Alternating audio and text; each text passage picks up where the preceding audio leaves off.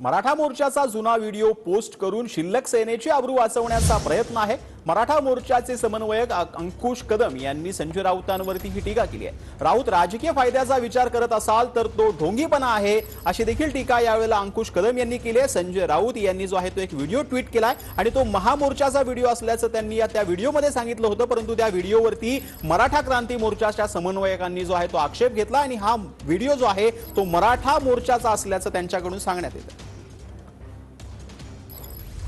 मराठा क्रांती मोर्चाला मुखा मोर्चा म्हणून हिणवणाऱ्या संजय राऊतने आज एक व्हिडिओ पोस्ट केलेला आहे। मराठा क्रांती मोर्चाचा 9 ऑगस्टचा जागतिक विराट मोर्चा आहे आणि त्याचा आधार घेऊन शिल्लक सेनेची आबरू वाचवण्याचा केविलवाना प्रयत्न केलेला आहे। मराठा क्रांती मोर्चापेक्षा या जगात कुठलाही मोठा मोर्चा नाही।